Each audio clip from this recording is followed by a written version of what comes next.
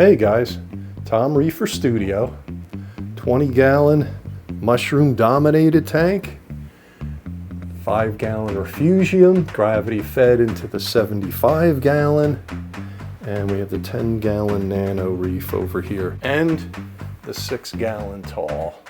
But today, we're going to focus on the 5-gallon Refugium, everything I know about Refugiums. So everything Refugium today, guys. Anything I've learned over the last 25 years with Refugiums. All right, let's get into it. We come up here, we can look at the top down. So I've let this really grow in.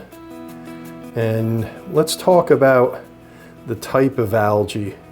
Right now, this is predominantly hair algae and bryopsis.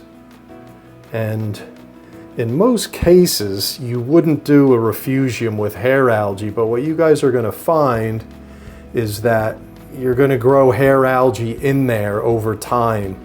I also have some red gracilaria here, and I'm having difficulty preventing some of the hair algae growing off it. So what your intentions may be in terms of starting your Refugium and what you want to grow in it, initially it can start out just as you plan, and over time it's going to grow other things in it. So types of Refugium, you can use this type for competition, out competing algae in the other tanks. I'd rather have my hair and bryopsis growing in here than I would in my main tank. So you can see some of the pods darting around in here. This is loaded with pods, so obviously they're going down into the 75-gallon, which gravity feeds from the back of the Refugium down into the tank here. And what I noticed is it's doing a great job on keeping algae out of my water. This was filled with algae in the back. If you guys follow me, you'll remember how much I had in there. I know the tang and the fox face may have added a little. I also dumped a lot of hermit crabs in there, and it took about 6 months of me going in manually to remove it. Along with, I noticed the growth in the Refugium started to increase. So it's been about 6 months now that this Refugium is growing this algae in here, and none of it has been growing in here. I have a little bit up in this corner here, right where that hits the wall there.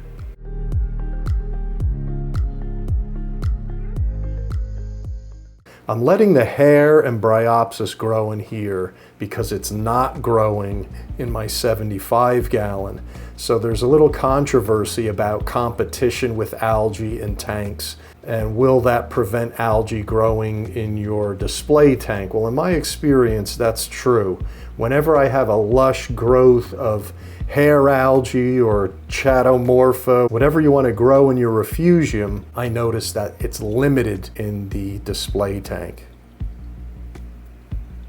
Some people run really pristine Refugiums, and that's okay. If all you're interested in is removing nitrate and some phosphate, then that could be a way to go. You know, you put chatomorpha in here and you put a little higher flow rate through it so the chato tumbles, and you just keep it clean in there, vacuum the bottom.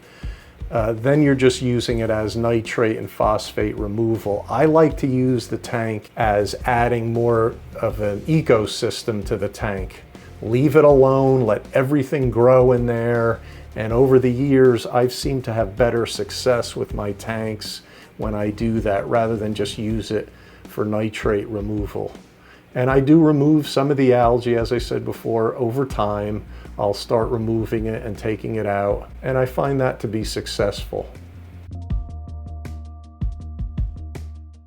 I don't do anything. I don't siphon in here. I just let it sit in here, and I don't do anything. The only time I remove some of the algae is when it gets quite full and I see the growth of the algae slowing down, actually. So I remove it when I see the growth slowing, and I don't remove all of it. I just remove enough so it can grow again.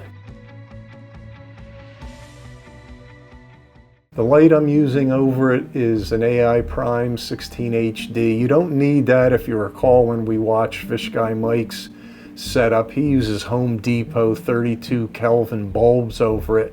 I use this because I can control it and it'll go off by itself. I could change colors to it. I wanted to have a little more control over just an on-off Refugium light. Right now, cool white is running at 5%.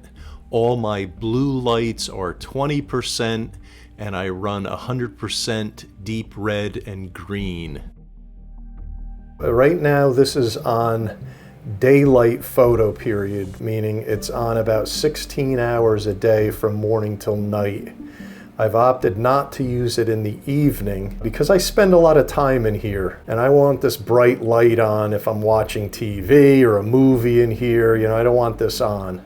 So right now it runs the same time that my lights do during the day, a little bit longer. I'll let this go till 10 p.m. at night and my other lights go off at about 9. In my 20 gallon, let's take this off. I've now switched over to a reverse photoperiod. It's on in the evening. Now I can do that in there because it's quite small and it's lit and it's green and it doesn't show out through the tank so much. I just turned it on now so you could see it back there. It's between my compartments. I have to say, since I've reversed it and run this at night rather than the day, the growth is increased and my corals, my mushrooms look a lot better. They've opened up more. Now that could be because the nitrate is building up in here. I'm doing a little less water change. So you guys know that this hobby, there's never one thing. And I have a video on that, to try to do one thing at a time. When something goes wrong, then you'll know what's wrong with it. I've done multiple things to this Refugium, and now I'm getting great growth in here. So that's another possibility. Reverse lighting can also help. Reverse lighting can keep your pH higher and more stable because your lights are on 24/7. Running your Refugium 24/7 is great if you have algae that'll go sexual. That way the light is always on and it can't go sexual. Usually algae goes sexual when the lights go out, so when you have that on-off period of day and night, that's when it happens. And obviously we've heard, and you guys know, that when an algae goes sexual, it can destroy your tank, releasing lots of stuff that you don't want into the water, mainly dead organics.